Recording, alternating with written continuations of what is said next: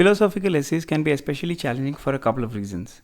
One is the topics are vague and unstructured, and there is a high risk of interpreting the question incorrectly. Secondly, even when you interpret it right, it's not easy to find something concrete to write about in such topics. Earlier, there used to be a choice to leave out such topics, but over the years, it is becoming clear that UPSC does not want to leave you with choice but to write them. I think the rationale is that GS type topics, people are writing 1200 word GS answers, which doesn't really help in understanding the writing skill of a candidate. Anyway, since we do not have much of a choice to leave out code-based philosophical essay topics, it makes sense to learn to write them well. So I'm suggesting a broad framework to help you write a good code-based philosophical essay. First, the introduction. The best way to start a philosophical essay is mostly through a real-life anecdote. Why is it so? Because these topics generally tend to be moral sayings and quotes that are widely accepted. So it becomes easy to find interesting anecdotes that have these topics as their underlying themes. For example, in one of the essays that I wrote titled "Change is the End Result of All Learning," I started with an anecdote about how in the state of Tamil Nadu, the midday meal scheme was introduced as a result of their learning the fact that children are dropping out of school for reasons like ill health and malnutrition.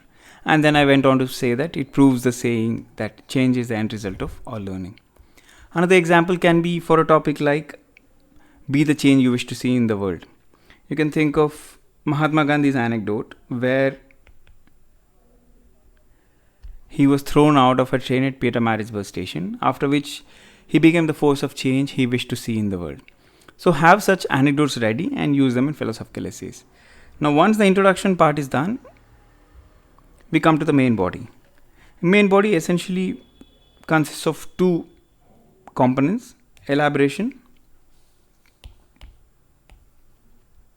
and analysis of the topic.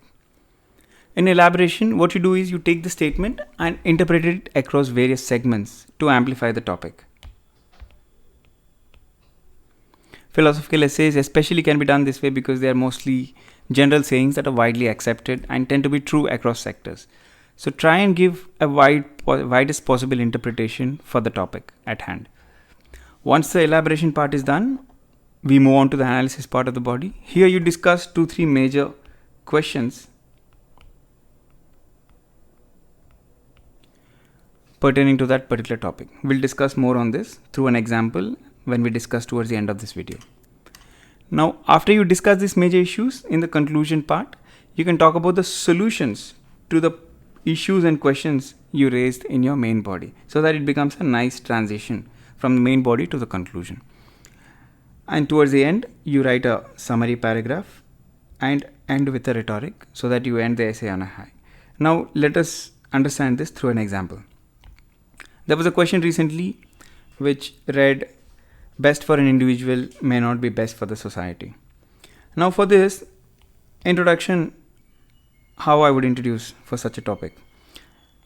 I would start with 2008 financial crisis and say how some individual companies, for their own selfish motive, have done transactions that led to their individual benefit but at the cost of society. And then go on to say that this proves the age-old saying that what is necessarily best for the individual may not be best for the society, which basically forms a good introduction, which is short and crisp. In the main body, then I would go on to elaborate the statement across various segments to kind of develop the main body. Under this, you can think and interpret it as widely as possible. So you can have political, constitutional, economic, and international. So under political, you can think of how vote buying might help an unscrupulous politician, but at the expense of societal democracy. Under constitutional, you can think of how personal liberty is best for an individual, but unchecked freedom might not be best for the society. And then you can cite an example where under Article 19, Constitution also imposes reasonable restrictions.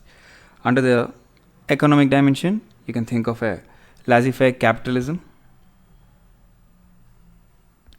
example, where how it can help only the wealthy entrepreneurs and rich people, but doesn't really ensure social justice. and equality. And even in the international dimension, you can give an example of how United Nations Security Council, which is serving the best interest of a very small set of nations, but has not been successful in averting major crises such as the recent Syrian crisis or other global challenges such as climate change. So this is how you interpret and amplify the statement to kind of develop your main body of the philosophical essay. Now once you're done with the elaboration segment, now you move on to the analysis part. In the analysis part, you raise 3 questions pertaining to the topic, the most important questions. For instance, here, the first question can be about what drives interest of an individual, and then discuss things like money, personal growth, well-being, freedom, etc. A second question would be something like you discuss about what is in the best interest of the society.